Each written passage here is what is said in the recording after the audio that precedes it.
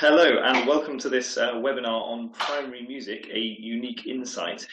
Welcome to those of you who have joined us so far. I thought it'd be useful to just give a little bit more time for a few more people to join the conversation. And whilst we're waiting for that to start, you can start introducing yourself in the chat box to the left of your screen. Just let us know who you are, maybe what you're interested in finding out today, where you're from, and a little bit more about you, so others can see that in the chat item. I can see already some of you are commenting, so we'll give it a minute and then we'll start properly.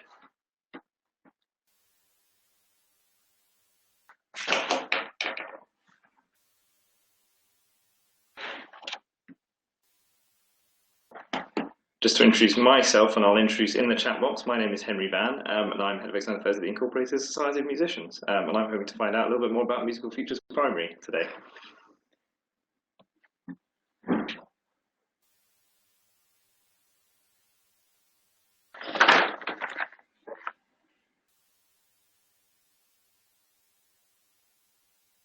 Just a reminder as well that during this conversation, we won't necessarily be able to hear you because we won't be able to hear what your mic is saying. So you'll be able to hear us, but if you have any questions, you need to use the chat box on the left-hand side of your screen. And you can select comments that you make there as public or private. So you can either send them to everybody or send them to us as presenters, and we can see the questions that you're asking.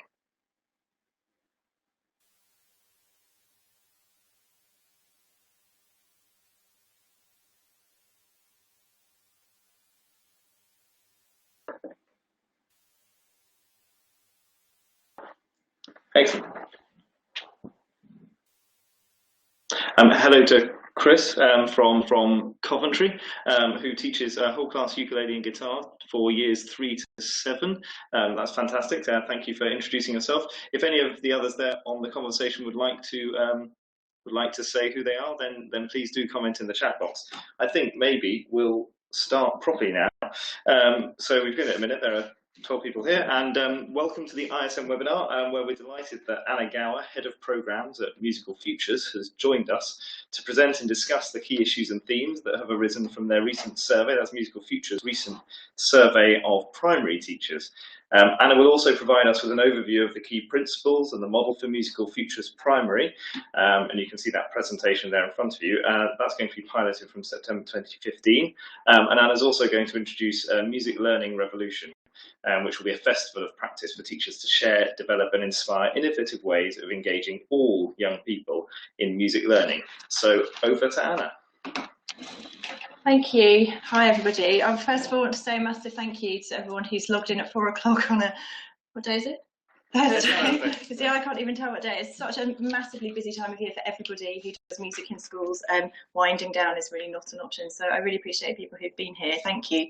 And ideally, to make this a nice experience for everybody, it would be fantastic if people could use the box at any point, the text box. So if you have any questions or anything that we can address, if you would be happy to type those as we go, then I'm happy to kind of stop where I'm at with the presentation and try and address any issues that come up. So thank you again, and I really appreciate it. And thank you so much as well to ISM for inviting me to come and do this webinar as well. So give me the mouse, sorry. Yeah. Henry and I are sharing a mouse, so just occasionally we may have to pause to hand it over. So primary music, a unique insight. Interesting title. Hopefully will be unique, but actually we found in our survey that whilst it threw up some things that we really did expect, it also identified some real issues that we hope through our Just Play Musical Futures approach, which is designed for a generalist primary classroom music teachers, that we'll be able to address some of those. So I'll come to that a little bit later.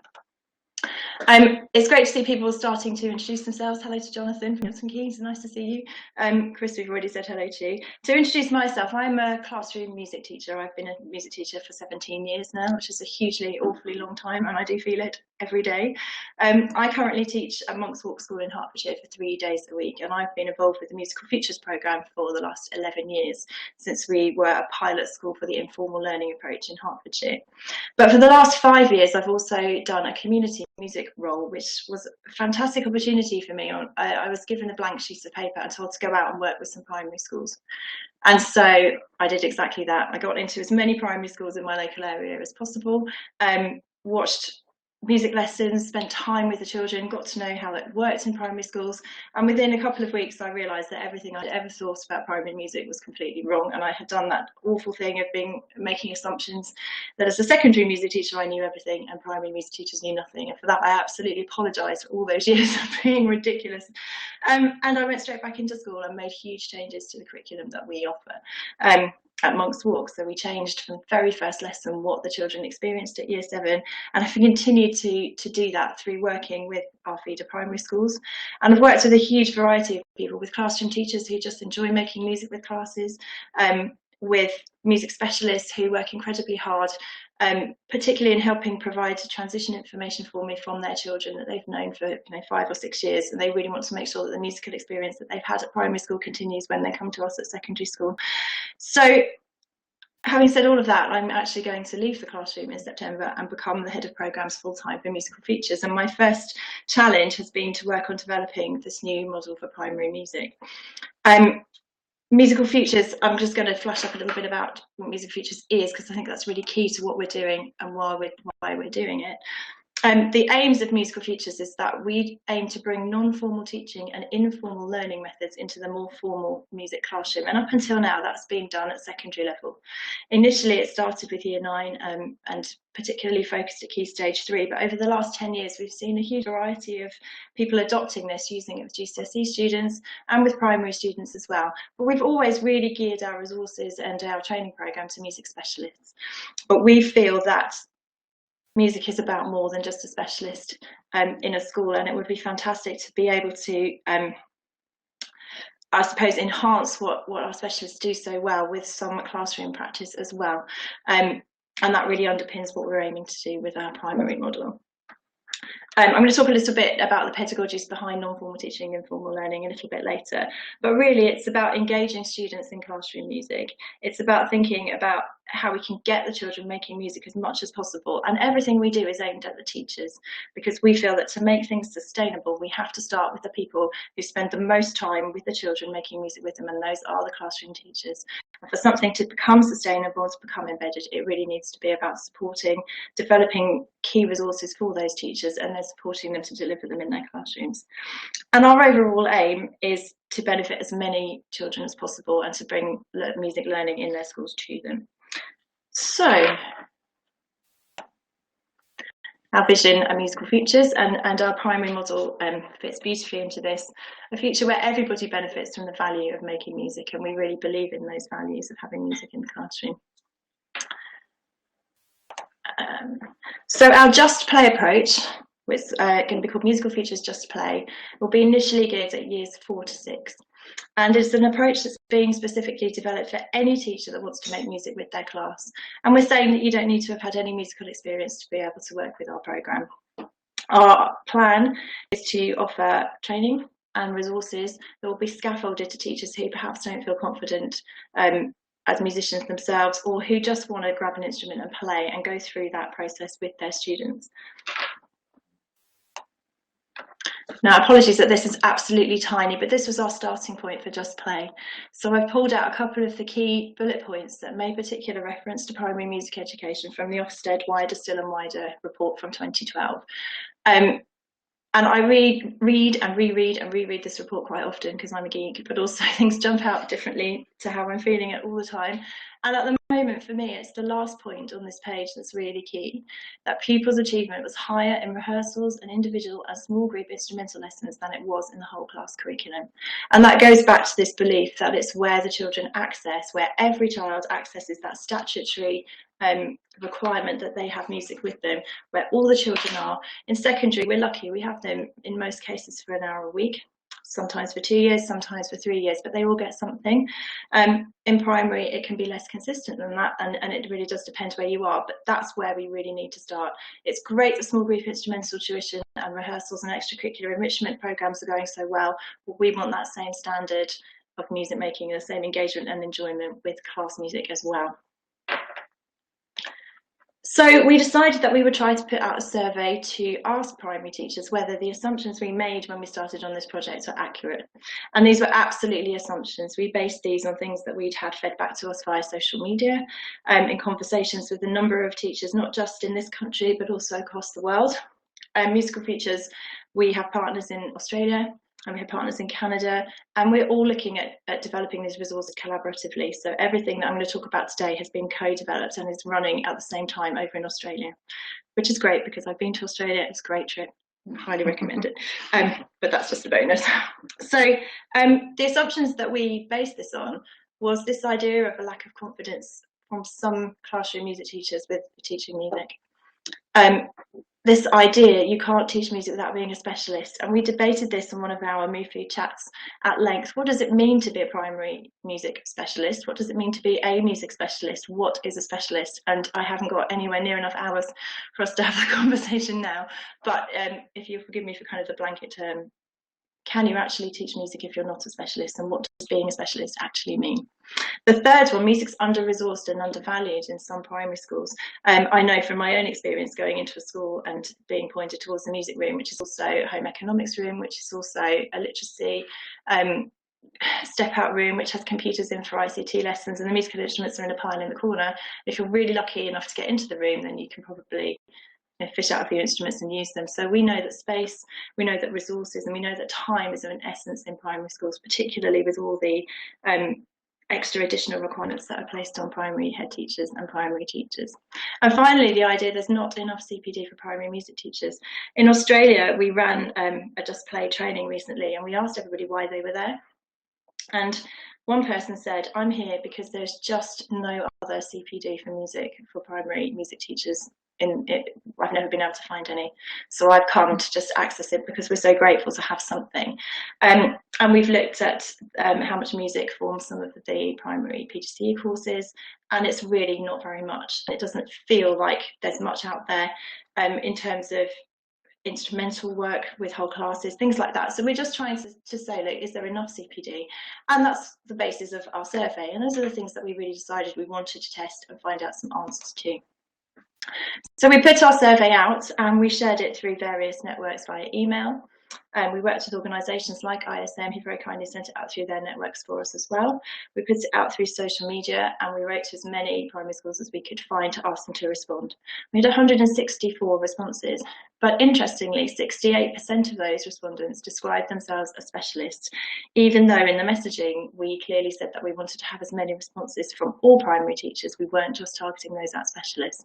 And we were also really interested in the viewpoints of head teachers, teaching assistants, and any other adults that might take part in any kind of school music. So 68% of respondents from these results were those music specialists, or people who felt music like they were music specialists described themselves that way. So our first question was about who teaches music in the schools.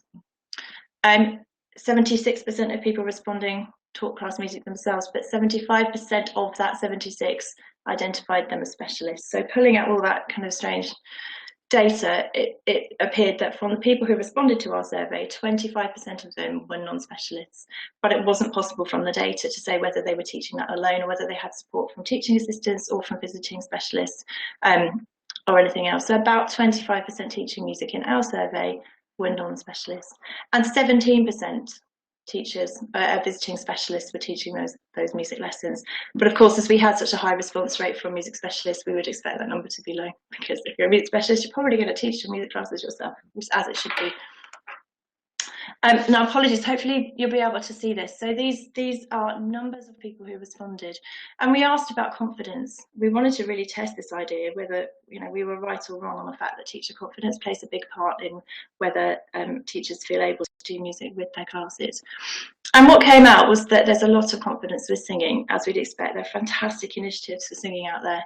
And I've certainly noticed in the children coming through to my year 7, they are fantastic singers. And this week I've been in with 3 different year 6 classes, and as soon as we start to sing, they sing their socks off, and they're fantastic. They sing confidently, they make a beautiful sound, and they absolutely enjoy singing. So singing is very strong at primary level, and we're really pleased to see that reflected in the results. However, the least confident came out was about music technology. And interestingly, the next 2 areas that people identified as potential issues were composing and assessment. And I have to say that I think if you ask most secondary school music teachers, they would also identify composition and assessment as key areas where they possibly felt less confident than others. So it's really interesting to find that there's that continuity across both sectors in terms of those areas that we feel we could address through our programme. And then we'd asked about the value of music, because we know from our secondary school experience that if music is valued by senior leadership, it tends to be an easier job to do.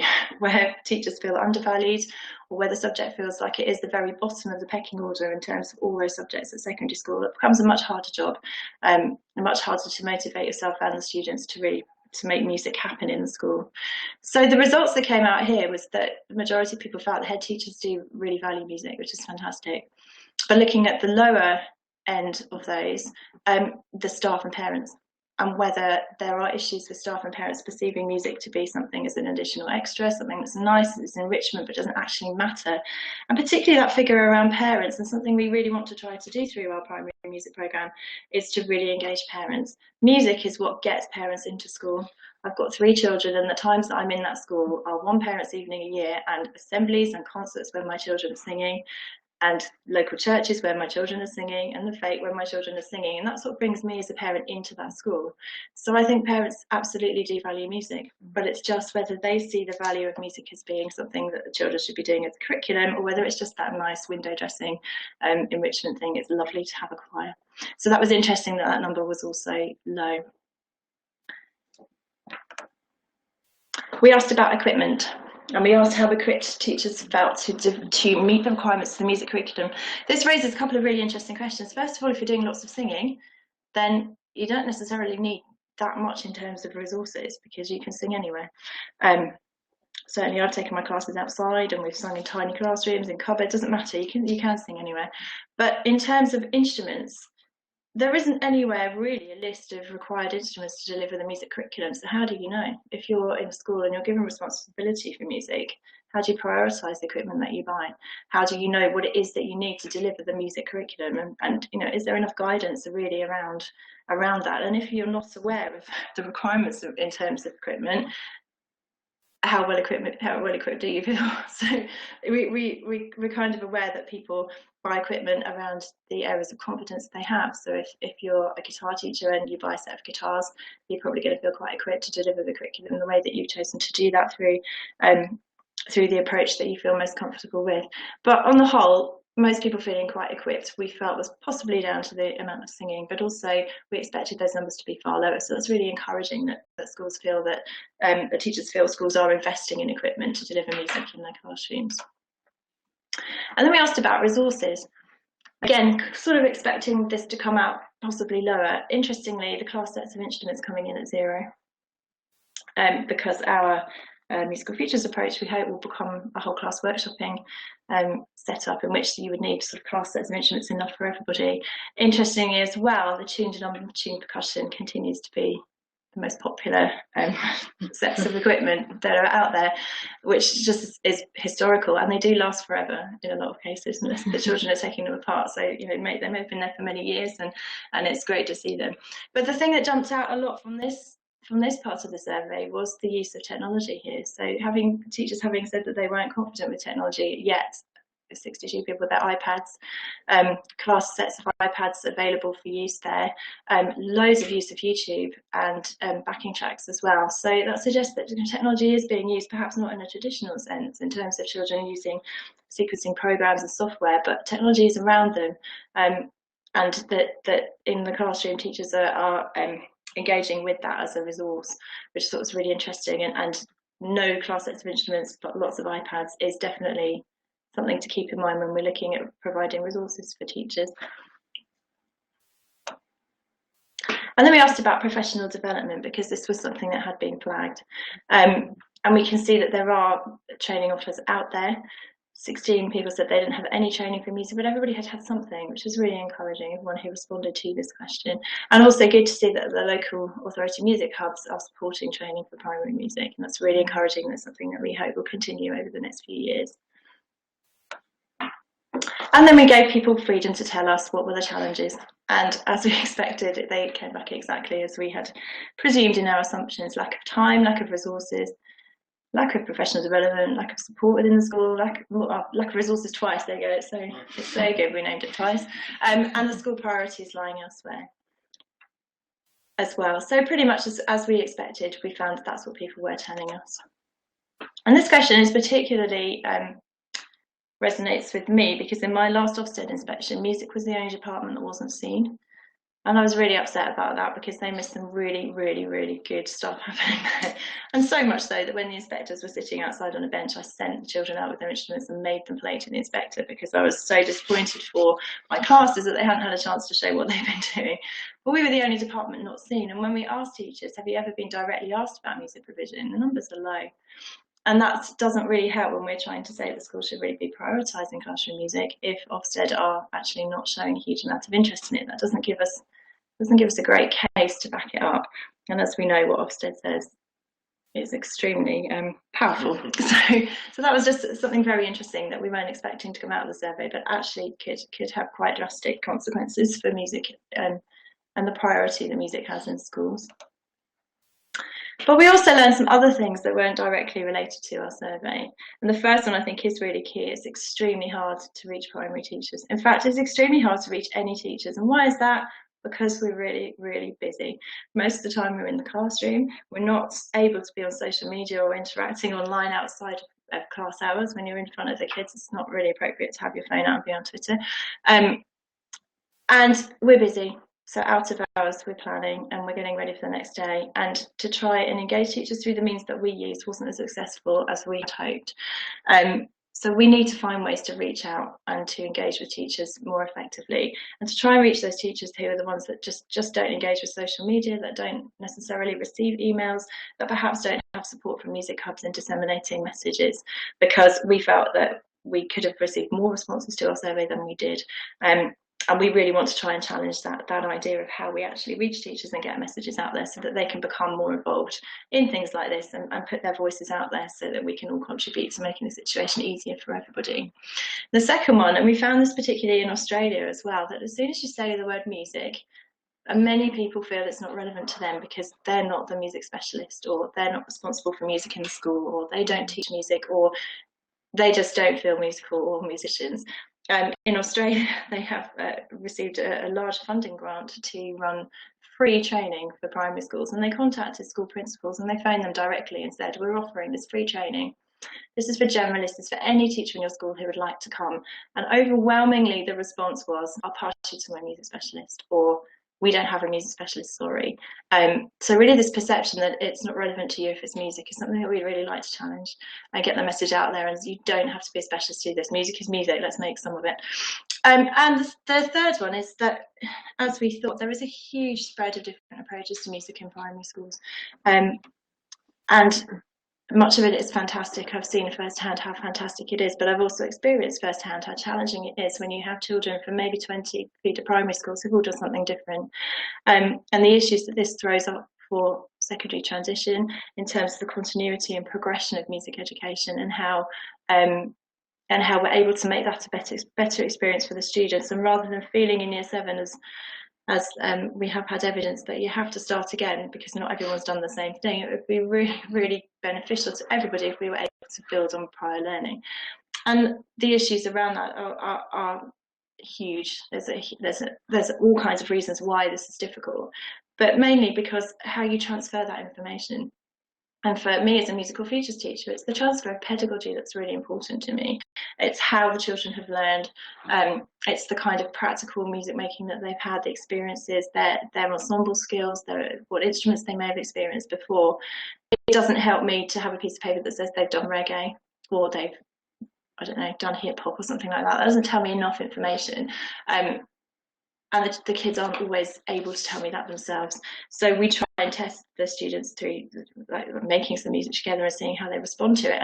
And it is fantastic to see that the impact of the singing and the whole school singing particularly has on these ensemble skills, and the difference that I've noticed across the last 5 years of singing in my feeder primaries is really going well. But I think secondary transition is something that we shouldn't forget, and we need to really be looking at addressing that so that we make the most of every second those children have in the music classroom. So at that point, I was going to ask if anyone had any questions, but everyone's gone very quiet on the little text box, and I've frozen on the video, so I'm not sure if anyone can actually still see or hear me. So does anybody have any? Yeah, video's frozen, but I don't know. Anyone have any questions? We'll say hello to some people. So hello.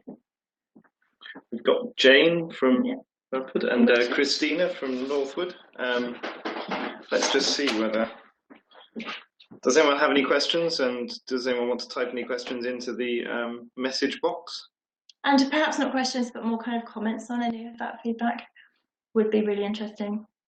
Any surprises in there?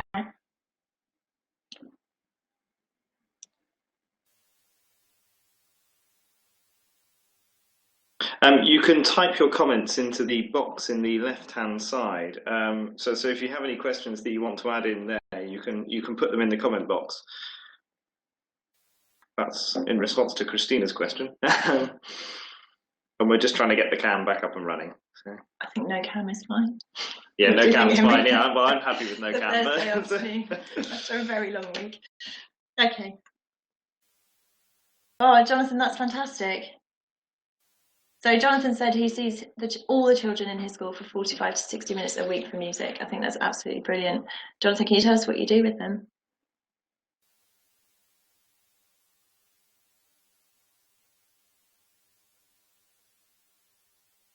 This relies very much on. This relies very much on people being class typers. So I think what we'll do is we'll carry. Oh, okay. Singing. Recorders. Keyboards at year 4. Yeah.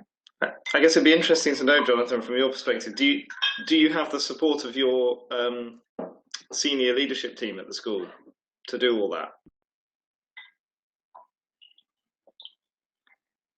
Excellent. That's really very good. So thank you, Christina. An hour of music with classes a week and designated music specialists in your school. Christina, what kind of things do you do with your children?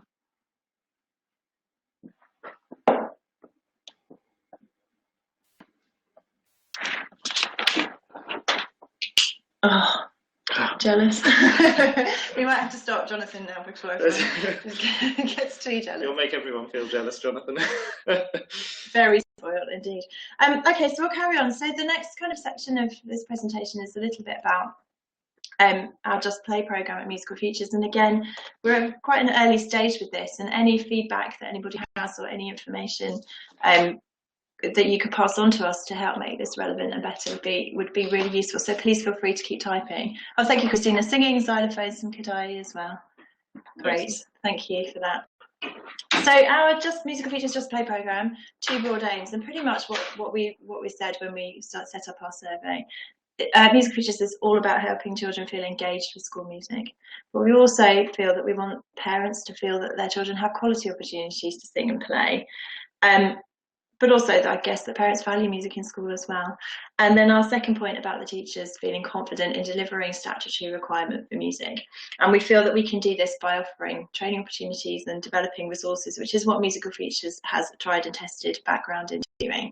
And we develop resources that go from teacher to teacher. They're made by teachers for teachers. So they're made by people who really understand the reality of doing the job and what works best in our classrooms. Now that seems that's jumped hugely. Anyway, so I'm just going to explain the next few slides. So in January this year, we ran a little pre-pilot project in Hackney, and we worked with 2 primary schools in Hackney. We went in and we spent 2 kind of half days there, and we tried out the ideas that we had for Just Play and what we felt it might look for. And we had the project externally and independently evaluated by a fantastic consultant who is an officer inspector for primary, has been a primary teacher, and the first thing he said to me was, look, when I was a primary teacher, I did teach music, but I did it so appallingly that I now feel thoroughly ashamed of what a terrible job that I did. And it was great to have his perspective in there as well.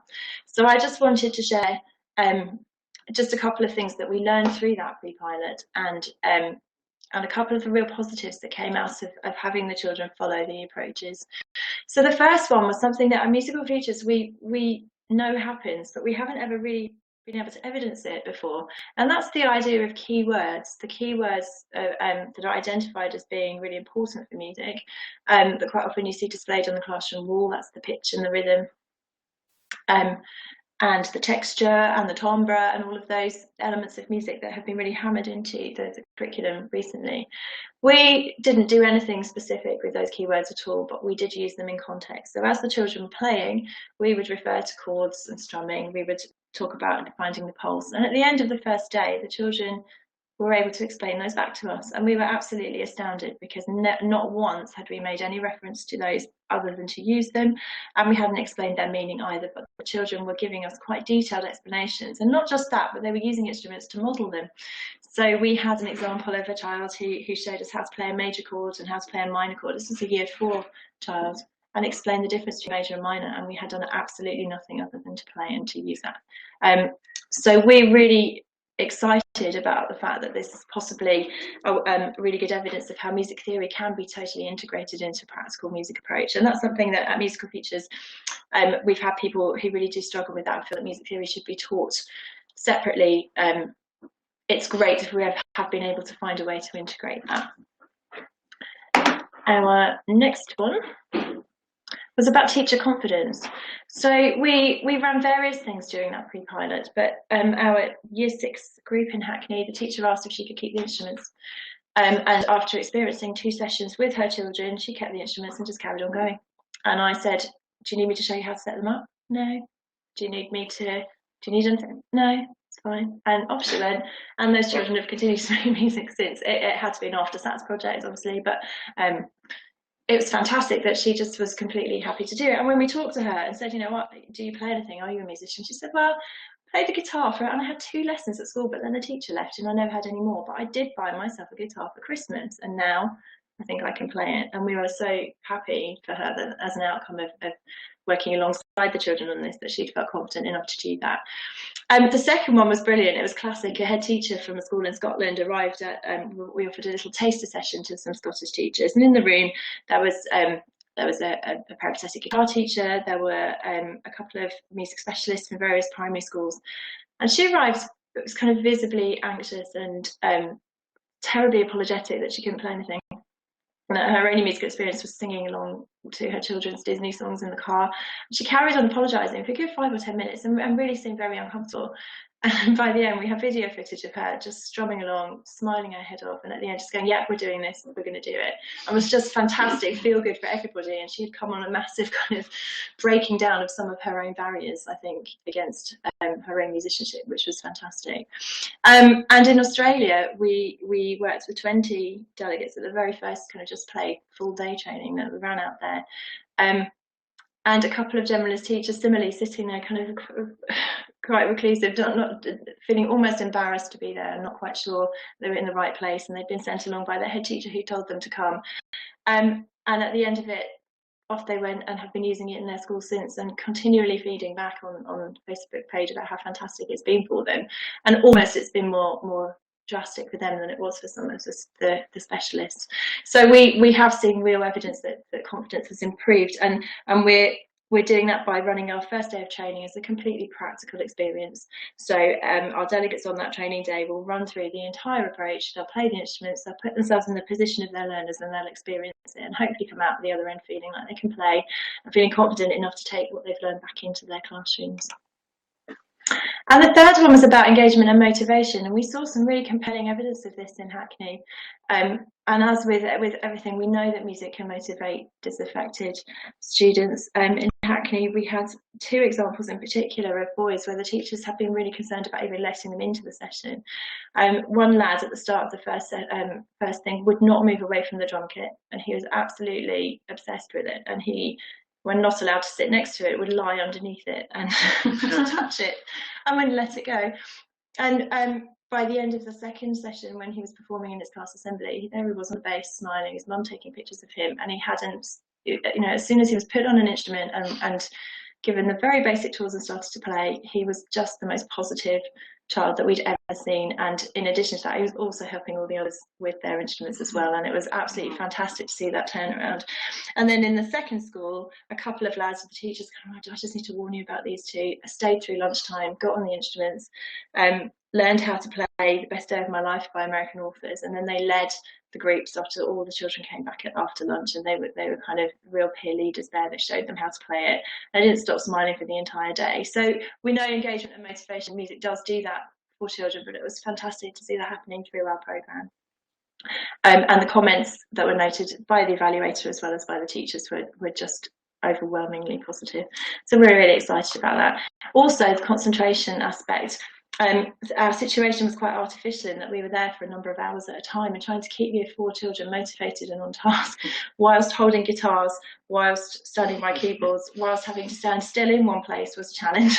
But they managed to do it, and not only did they manage to do that through the 2 sessions, but they did a class assembly where I have never seen such concentration on the faces of children, nodding in time to the beat, absolutely desperate that they were going to play really well, and they did, and we were so proud of them as a result.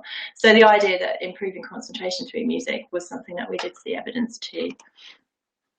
And finally, the musical outcomes. Hi, hello Etane, sorry, just a quick hello, and Monique. Thank you. We'll respond to some of the questions shortly after the next little break. The musical outcomes of our pre-pilot were brilliant. We videoed everything, and when we were watching back the video, we saw children improvising. We saw them experimenting and playing with different melodies. We saw them being very free with what they were doing, but in a way that kind of fitted really nicely with the ensemble, and we really kind of embraced that creativity they were showing us. In a way that I'm not sure we would have done had we been using a different approach with this. The ensemble skills and the listening and the pulse skills improved drastically throughout. And the reason that we feel this happened is that we are basing our approach on music that the children know, recognise, they can sing along to them. Yeah,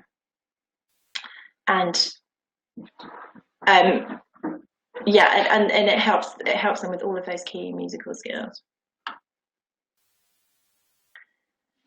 So we want to put our Just Play programme into what we're just working up at the moment. This is very early days for musical features, but we feel now that we can put our musical learners on a bit of a journey. And we're calling that journey emerging, securing and mastering. However, keeping in mind that you never really master becoming a musician, and that no matter how long you've been playing an instrument or working your music, you're probably still mastering it, and an acceptance that it's not something that just happens. So this is our 3-stage process and our 3 phases.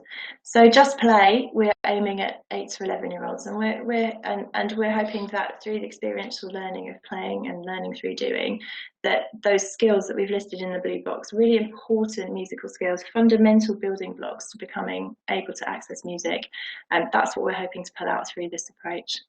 And then from there, moving on to our non-formal approach, which is whole class music making together, and that's workshopping and large group ensembles, performing, composing, creating, and experiencing. And we already have some really good tried and tested musical features approaches. We have our Find Your Voice approach, which is our kind of secondary singing programme, that also works brilliantly with primaries. I found out some fantastic year sixes yesterday.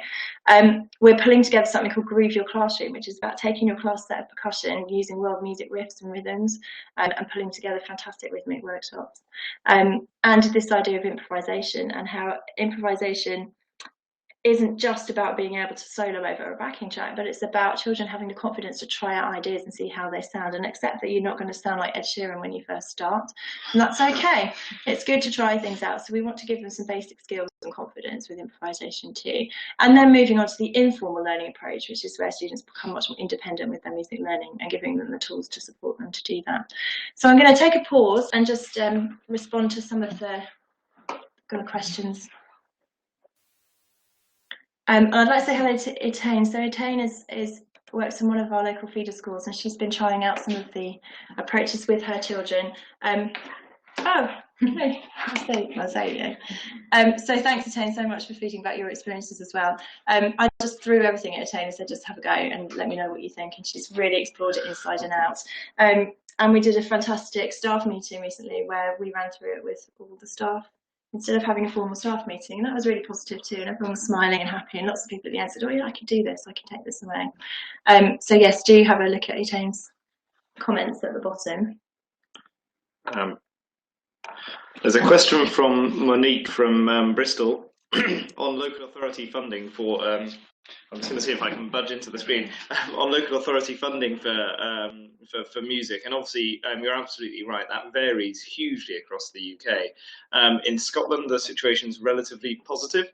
In England, we've got central funding from national government, but for local authorities, it's really difficult at the moment because they've had a lot of funding cut. I think it's fair to say. They've had 40% of their budgets cut over the last few years. And in Wales, there's no central ring-fenced pot of funding for music services at all. So we have seen some closing. Northern Ireland has education library boards still, so they still fund music services. So it's a very good question. I mean, in terms of how things might change going forwards, it's a slight tangent to the musical futures discussion, obviously, but in terms of how music services sort of what their outlook is like, it makes the national funding even more important because local authorities are struggling with their budgets across the board at the moment. So I think, if you want to know more about that, I would highly recommend visiting protectmusiceducation.org to find out more information about sort of campaigns around protecting that national funding going forwards. I just wanted to add that in as a question that I thought I could possibly answer. But then back to Anna, because there's a question from Jonathan about instruments that yes, thank you. Just to jump in on that last question as well, I think that's why Musical Futures is still here after 11 years, because we've absolutely said that whilst we're really keen to work with local authorities and partner with them, it's working with the teachers that makes it sustainable. And if we're able to give resources and support to teachers in the classrooms, then things are likely to happen, and then the pressure can go kind of outwards. And we've certainly found in lots of schools that it started in the classroom and it's generated a buzz around the school that has then impacted in schools and authorities perhaps investing more money than they may have done before. So all about this kind of basic level of engagement in the classroom then having an impact, I think, is really important. To answer the question about the instruments, so in our Just Play programme, we've recommended a basic set of instruments, and we've recommended that what we're trying to move towards in this is at the end that there'll be a whole class band in place. We recommend that there are sort of between 10 and 15 guitars, acoustic guitars, and keyboards enough for 1 between 2 for the remainder of the class. And then we recommended a drum kit and a bass guitar, but we absolutely recognise that schools will struggle to pull all this together already. So what we're looking to do, we've also integrated ukuleles into that, and with the Groove Your Classroom, with the classroom percussion, we hope that we'll be able to find something that everyone will be able to engage with. I've just bought guitars for my local primary schools to share, and they came in at £320 for a set of 15 guitars, so it wasn't as expensive as I thought it was. And we are finding that when the schools can see there's something they can do with these instruments, they are happy to invest in them. And I've also walked into schools and found guitars behind curtains and pulled them out and said, well, should we play them? And let's see. And there are things lying around. And Etane, I don't know if you want to jump in here, because Etane managed to source her instruments quite creatively. So I'll leave her to type in the text box in a second about how she did that. Jonathan, yes, we will. Absolutely. Coming to that. Where are we? So we've talked about that a bit. Yes, I'm coming with a bit more details about how to get involved and find out more on musical futures. Hello to Jill from Italy. Oh, you lucky thing. Making contact with teachers. I think, is there a plan to share? To share so that teachers who are on the webinar, whether they can talk to other teachers. Jill, in terms of networking, there are some really good online networks happening at the moment where you can connect with other teachers in the same position. There's a network called Peer-to-Peer, which has been set up, which is where people can come together, and there's the opportunity to blog and start discussion threads. So if you're interested specifically in Kadai, then you could possibly post a thread on there and see what responses you get. There are also various Facebook groups, if that's what floats your boat. There's a Facebook group for absolutely everything, and these are closed and have useful discussions in there as well. But yes, I mean, that's a couple of things you could try. And Yeah, and we have our weekly online MoveFood chats, which is starting to expand from being kind of a purely musical feature secondary to trying to encompass lots of different views and opinions. But I'll talk about that in a minute, I think. And Atone talking about Voices Foundation. There's a question here about the future of traditional acoustic instruments. Absolutely, programs like First Access are really crucial in schools and have kind of tried and tested success rates there, working with more traditional acoustic instruments. We felt with Just Play that trying to accommodate, which personally I've struggled with hugely, a room full of children playing traditional instruments and perhaps not being a specialist myself with violins and trying to support children with playing it is possibly a step too far at this point. And we went for instruments that we felt were kind of easily accessible from the start. But the other musical features approaches, particularly the non-formal approaches, can be used with any instrument at all. So if you have an ensemble of kind of more traditional an orchestra, more traditional acoustic instruments, then applying that approach to music and creating music together absolutely works. And that's where we hope Just Play will come to in the end. Itane's just writing about how she got her instruments together to try this project. She had donations of guitars and keyboards, and actually had some old instruments as well that we dug out and found plugs for, and it worked really well. And let's just see. Yes. Okay, Jill, I'm coming to it, and I'll summarise at the end. The network is called Peer-to-Peer. PEER to PEER. So if you just put that into Google, it should show up. It's a Music Mark hosted network, but it's free to join up, and then you can start to post questions and interact with other teachers. Well, Itane's written it. Thank you, Itane. Thank you very much. Yes, I've got video. We couldn't integrate it into this, but at the end I'm going to tell you where you can watch and find out a little bit more and actually see it. And I'll talk a little bit more too about what's happening. Lovely, thank you.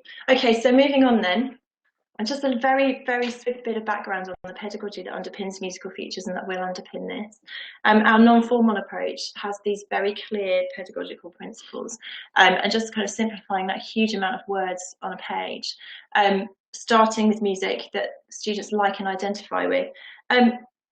In the kind of original informal learning approach, they chose the music, and that's great. They bring along a piece of music that you've chosen yourself and use that as the basis for learning. But we recognise that you can't just do that for 9 years, and that actually children need to experience a huge range of musics. But it's how it's integrating the student voice and the choices that the students make, and the ability that they have to bring in their own outside influences and music that they've loved into something that's perhaps been chosen for them. That makes musical features really compelling. Musical features starts with learning orally. Notation's there and absolutely should be, but it's not the only means, and it's not the first means of learning. So listening, copying, lots of question and answer, and something that the primary children are so good at because of the strong traditions of singing that they have. Learning alongside friends is a controversial one, but again, musical features says that if you learn with friends, you have a safety net. You're more likely to put yourself out there in an environment where perhaps you don't feel confident or comfortable if you're with your friends. Whereas if you're in a group that perhaps feels slightly forced on you, you may not necessarily have that confidence to be created. The integration of skills, one of the things that I find quite frustrating is when it's separated out. This is a composing project, that's an improvisation project, that's a performing project, and now we're doing a listening lesson. Ideally, we want those to be integrated into every lesson where possible, and I think we would all agree that when you're making music, you do all of those things all of the time, and we want the children to understand that that's a huge part of doing that. So in musical features approaches, we do recommend that it happens, and it does happen anyway. You're listening to music, you're copying it, it means you're playing it, you're trying out new ideas, I mean you're improvising with it, and then the composition kind of process comes from there. And finally, the role of the teachers, which with the primary approach is slightly different, but it's about the teacher not necessarily being the knower of all knowledge, and particularly if you've just done a one-day training course and there you are in front of a class with some instruments, you certainly may not feel like you are the knower of all knowledge in this situation. But what we found in our pre-pilot with Just Play is that it changed relationships hugely, and the teachers are very much learning alongside the children, and the positives that came out of that is really lovely to see them helping each other. So some of the children showing the teacher where to put their fingers in the same way that the teacher was showing the children. So that's been really good, and this idea that it's okay to stand back and listen before you get involved, and it has really big implications as well for feedback and for giving the children the independence and the ownership over the music. That really helps the engagement. So we have stripped all of those things back to 6 key principles that are going into our Just Play project. Our first one is about playing before you explain, and that goes back to this thing about the keywords and the children assimilating the keywords in context. So rather than explaining what pulse is, let's just use pulse in context and do some activities, and then the children will kind of assimilate what that means, and then you can explain it, and they have really good understanding of how that works, as we saw in the pre-pilot.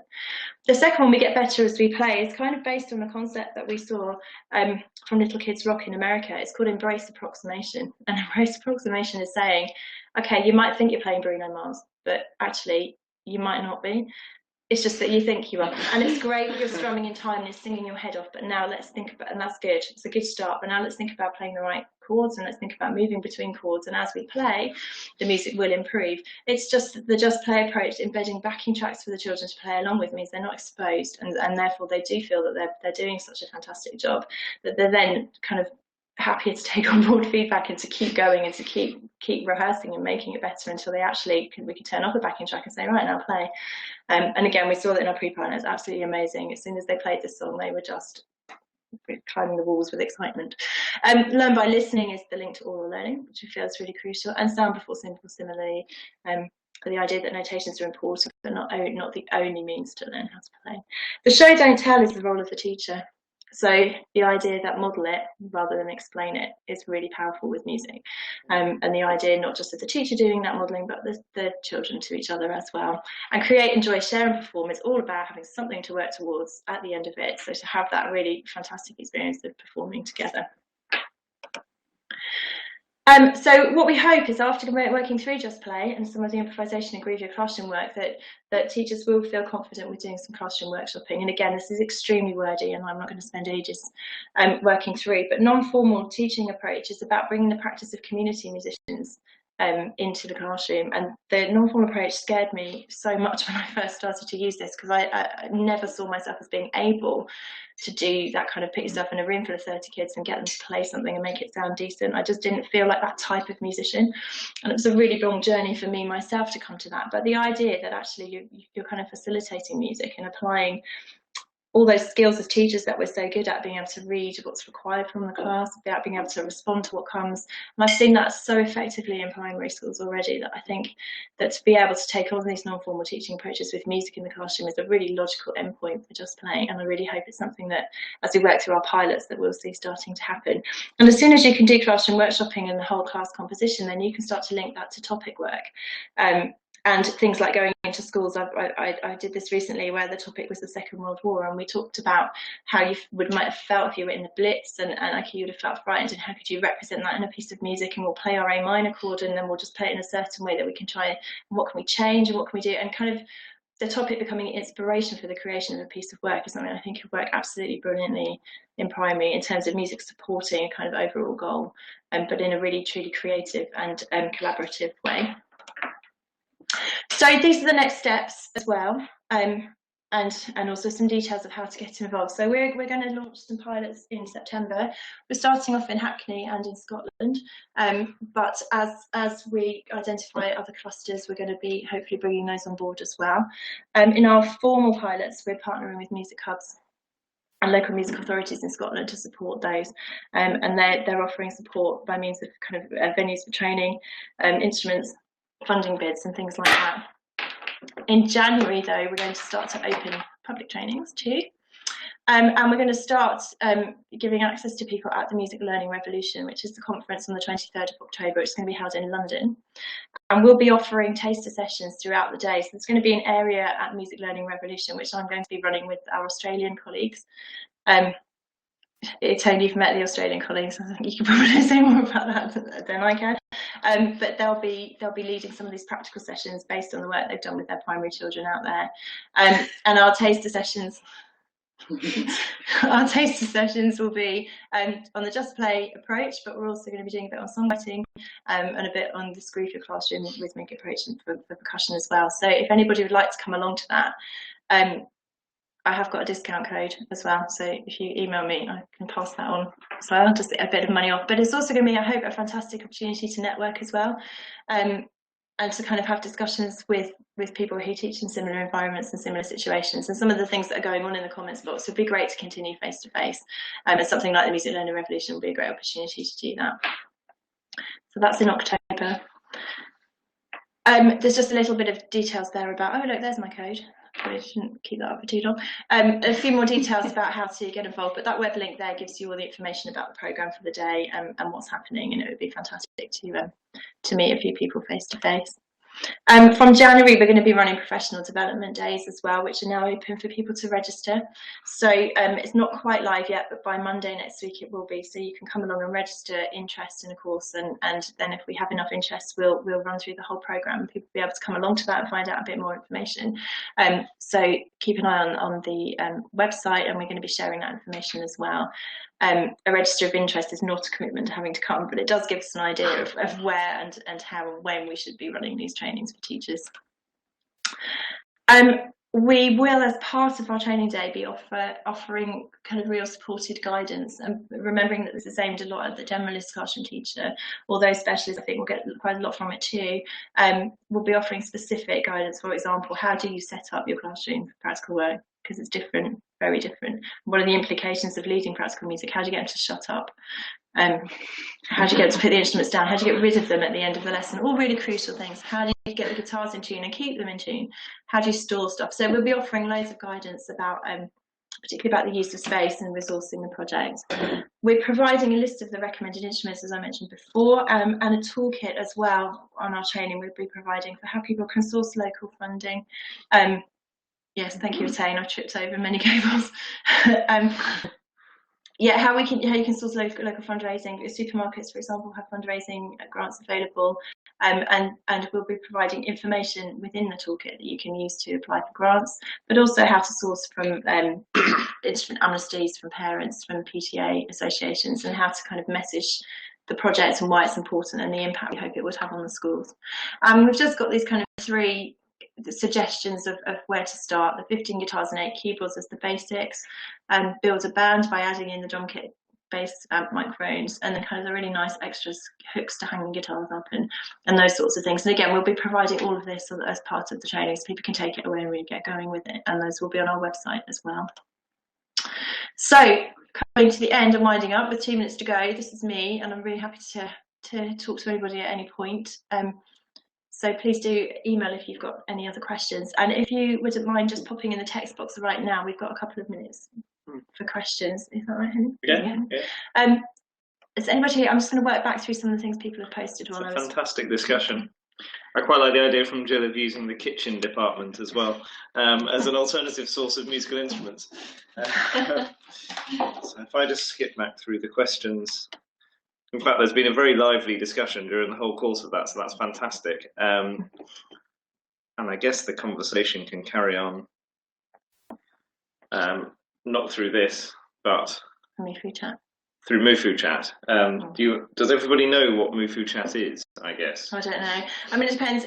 Mufu Chat is a Twitter chat, but for those people who don't like Twitter or don't have time to, on a Wednesday night, it runs from 8:30 till 9:30, and it uses the hashtag, which is Mufu Chat. And each week there's a designated topic for discussion. This week it was about assessment, and the week before it's about something quite controversial everyone got really upset about. I can't quite remember. And we've done some primary specific chats as well, which have been really interesting. And what we do is we gather together all the things people have posted, and we're using the peer-to-peer network now for people to get involved in more detailed discussion. So we will in September run a primary specific Mufu chat. And if you're not a Twitterer but you feel that you can join peer-to-peer, then peer-to-peer will be the place that we host all of the questions and details about how to get involved. So the peer-to-peer network is definitely going to be a place to be hopefully in the next few months. I'm just going to put the details. Why is the Tane talking about biscuits? Musical instruments from the kitchen, I believe. Okay. Where the biscuits come from. Sorry, the last thing is somebody was asking about video, because we weren't able to embed the video into the presentation. There's 2 places that you can find it. First of all, on our UK Facebook page, and apologies again, it is social media, but it's the easiest way to share things. There are videos which show this primary project happening, so you can go there and look at the videos.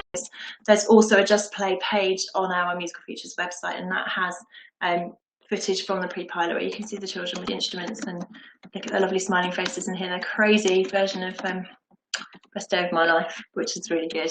And if you email me, I can share those links directly with people as well, and I will ask ISM to circulate that too after the webinar so that people can find that page. That's got lots more information about the approach. It's fantastic. Where can I find this suggestion? Yes, that will become that. The suggestions for setting up the room and things will be coming out from September when we start our pilot. We're launching a new website, and so there will be a whole area for Just Play. We're also, if you drop me an email, I can make sure that I send those details over when they're live. But we'll also be doing kind of a formal launch of it too. So they're not quite ready yet. They're coming. Nag me, Christine. Fantastic. Yes, okay. So thank you so much, everybody. It's, what day did we say it was? Thursday. It's Thursday. nearly Friday. Thursday. Thank you very much for taking part in that webinar and taking part in the chat. And obviously there will be something following up by email. Absolutely. Thank you. Have a lovely Thursday, everybody. Enjoy Thursday. Bye-bye.